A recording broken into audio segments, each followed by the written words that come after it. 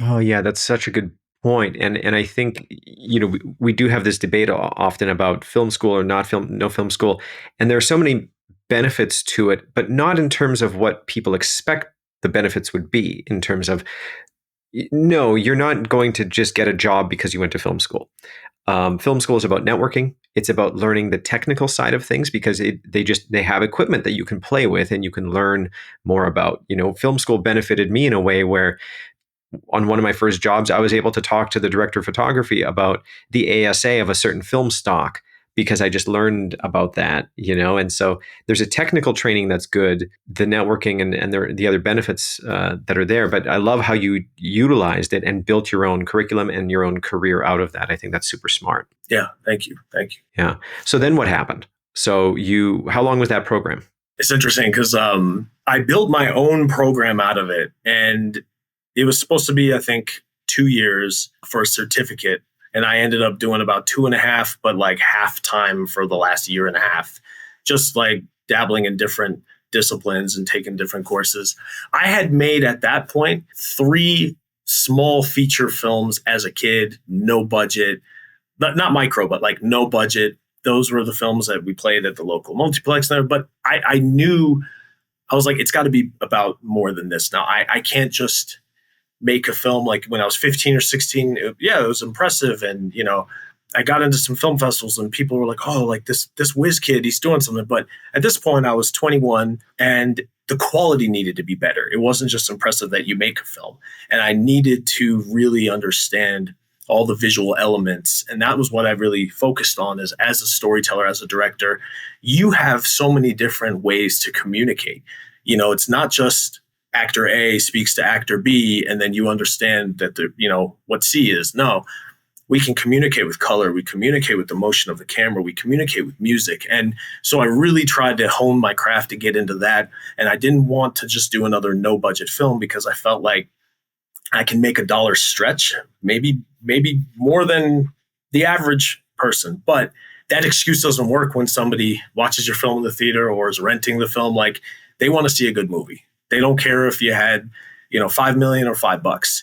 And so it was really kind of taking my time to, like you said, network, make the right connections. And I will say I took maybe longer than I should have. You get comfortable. You move to LA, you grew up in Western Mass, you move to LA, you kind of get comfortable for a little bit. Did you have a day job at this point? Were you working in the industry or a job outside of the industry to pay your bills and stuff? Everyone kept saying work in the industry. And every opportunity I got to work in the industry was paying peanuts. And I was like, well, I can't pay rent, and I refused to go back home or refused to leave. I'm like, I'm here, I'm staying. And so I was working sales jobs. I waited tables overnight. I worked anywhere from, a Chili's and a melting pot all the way to like a Denny's overnight in Hawthorne, and you're not making much money there. But I had sales gigs, Best Buy, random places, private boutiques. You do that during the day, and at night is when I hustled. I'm kind of a night owl because I can handle the business stuff during the day, emails, texting people back, doing all this. But at night was where I really kind of got the nitty gritty done, the writing, working through everything, so you kind of burn the candle at both ends. But, I've talked to people who they feel like they can't do that. And my philosophy is, the prerequisite on your dream is not what you may think it is. It is what it is. And you have to do the work. You have to put the time in. You have to go through every door and maximize every potential.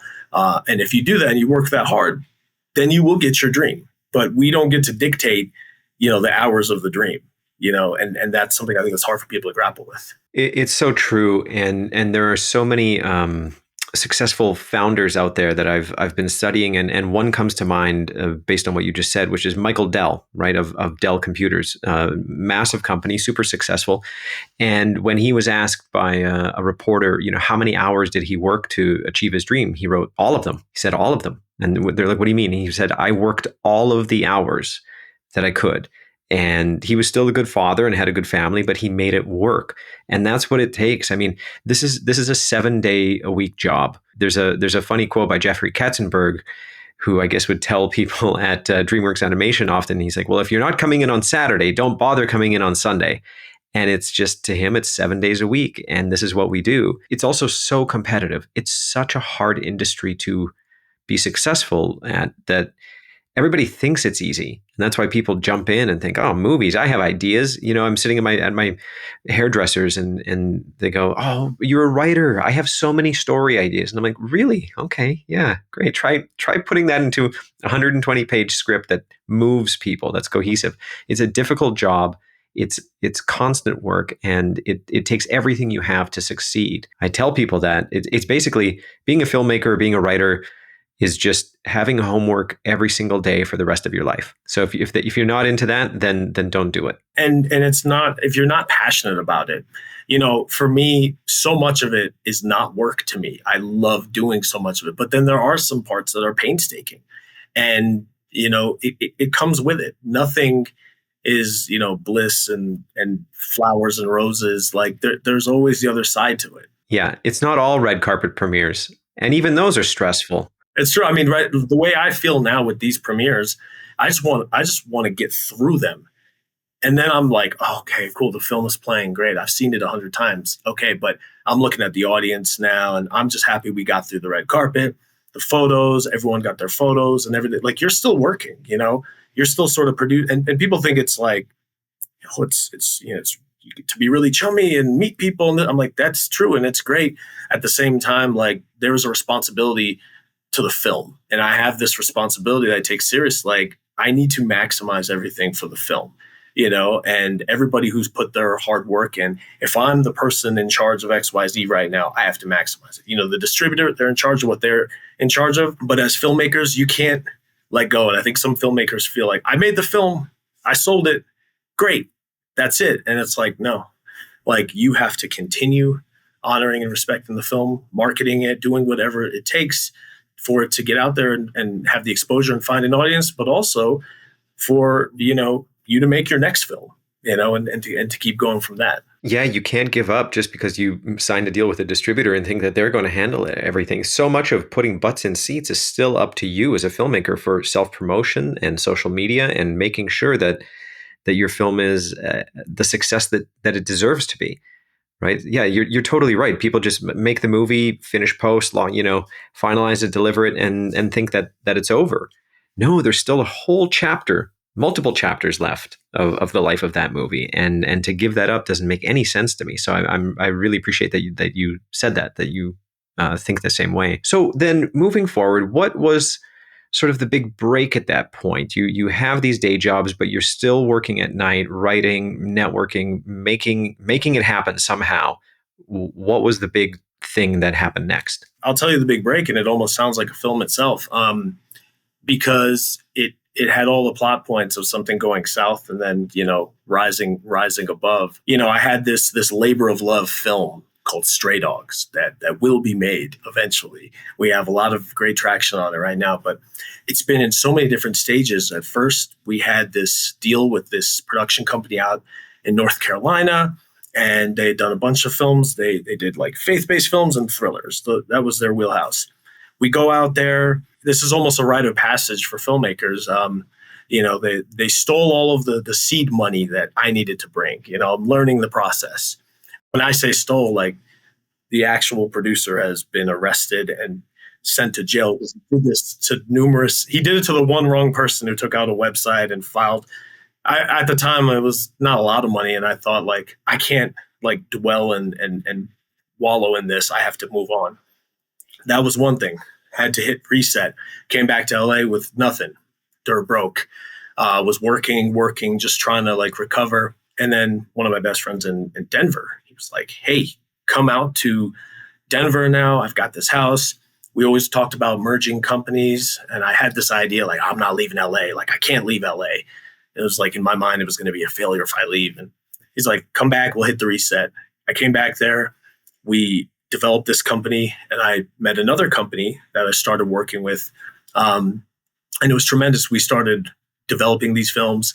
I started producing some of their films, and it was tremendous. It was great. And these were privately funded? Yeah, so all privately funded. Like, we would, we'd raise $20,000, $20,000 investor here, 10,000 investor here. We did a few of these. These were micros, but they were really good. They're out, like, people can see them. And I started developing Stray Dogs again. And we got to a place where we had an EP that came on board that had given us he came through two times prior for, the work with this production company on other films. And we made the fatal flaw of taking a verbal yes. There's a verbal yes on this money. It was about $500,000.